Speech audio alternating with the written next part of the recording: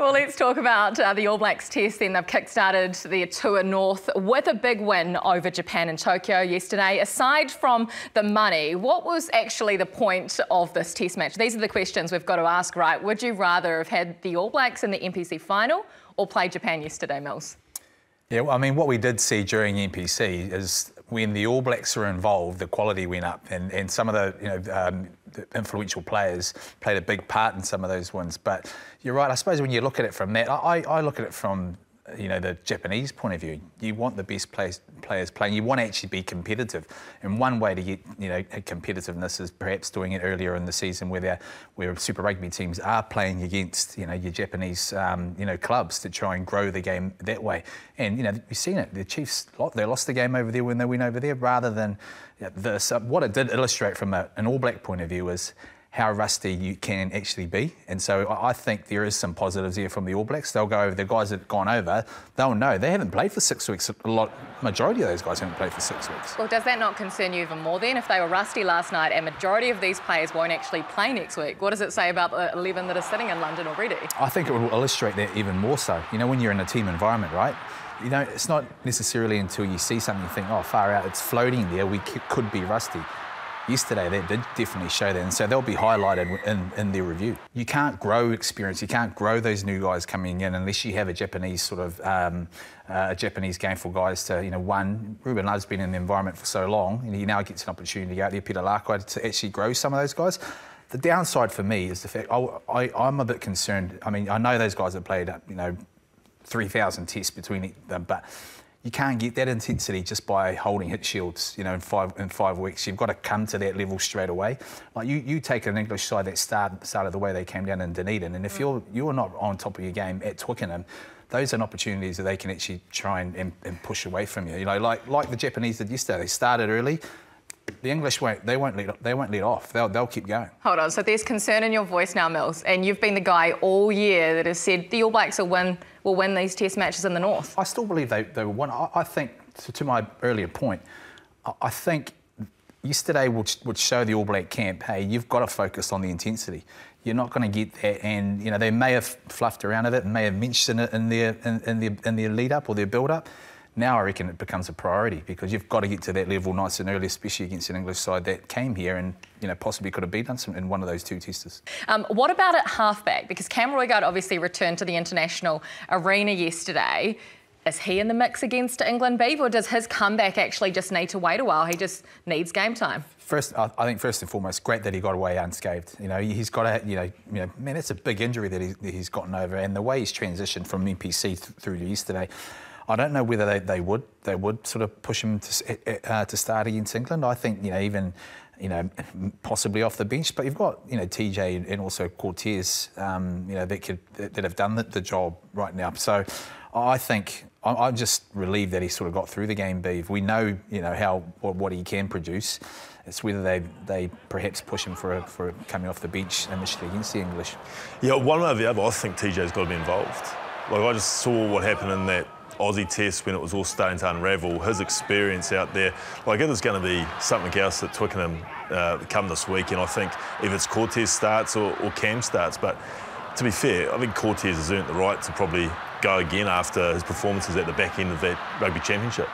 Well, I'm going to stick with a position that you know very well then. Damian McKenzie, what is his most effective position, Beeb, at the international level? I thought you were looking at Gutsy. Yeah, geez, well, here we go. I know the guy, international, we know that the guy is phenomenal at Super Rugby, and we all love him. But what about at international? Is it 10? Is it 15? Well, I mean, the chopping and changing won't help, but I think when you look around the country, he is day and night our best 10 at Super Rugby. Obviously, Bodie's back now, so we've got 2. For me, it's just a matter of him getting the control in his game. Like, you can't just say, go out and be your maverick, but then also we need you to do this and that.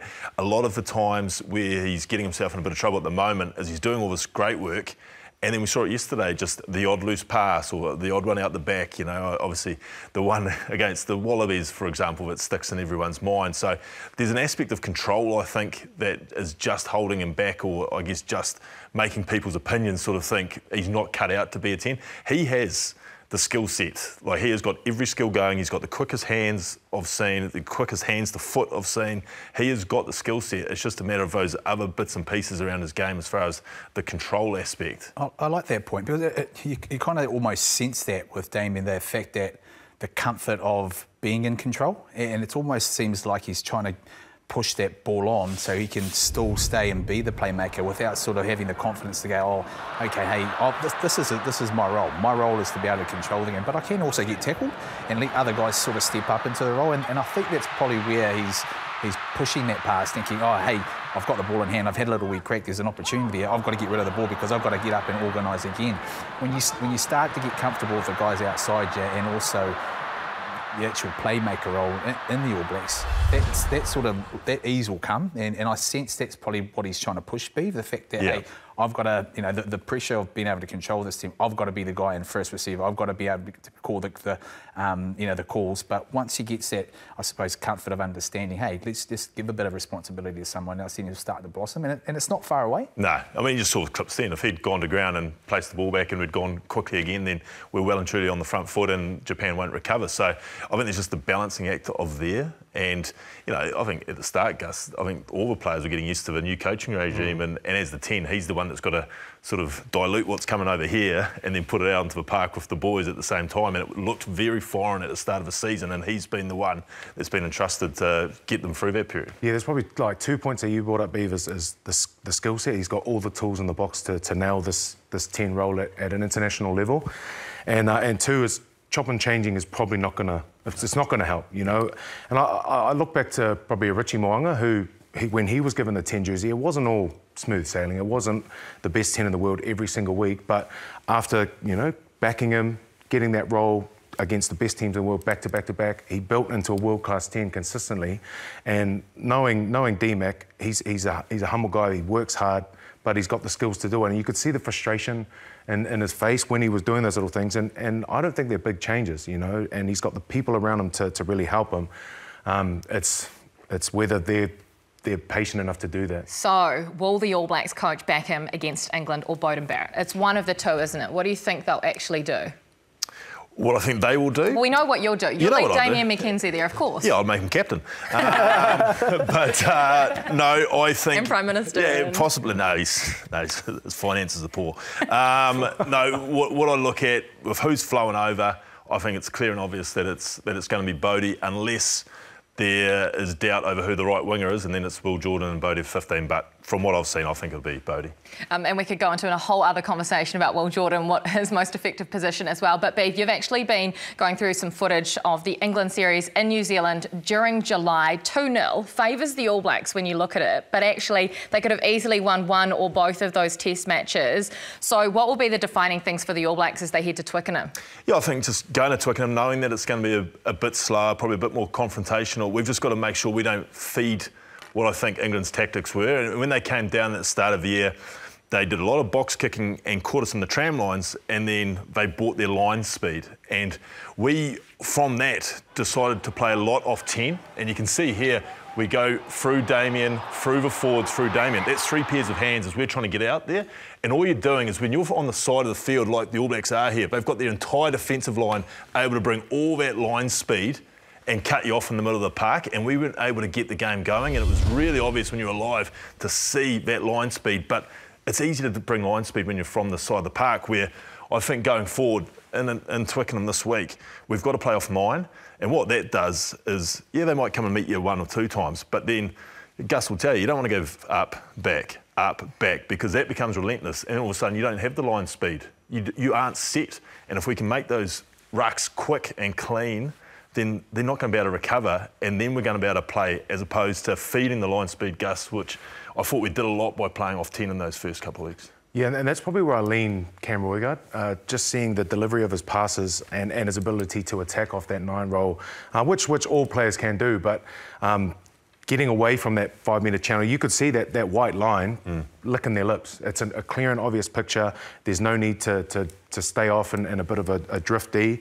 It's line speed getting up and in your face. So what you've said, Beav, is getting to the right parts, probably around the 10-15 metre mark, getting the 9, and you're feeding guys like Wallace who can make a little line break on the back foot. You can't do line speed when you're retreating. So keys to success, step one, play more from 9 rather than 10, and be kicking game. Yeah, it was another thing that was, I thought, really noticeable. I was lucky enough to be at the Eden Park game, and you can see here we were very deliberate with our box kicks. And what that does is, yeah, it gives us our line organised, but what it does is it tells England that you can start dropping guys back. And you can see the top of your screen. They know that there's no running threat here. We've already getting guys back in the backfield. Marcus Smith's already going back. So this allows them to be safe under the catch, but also it sets them up for their next play. So what England were doing from there is essentially taking a ruck, getting their team organised, and then box kicking back to us.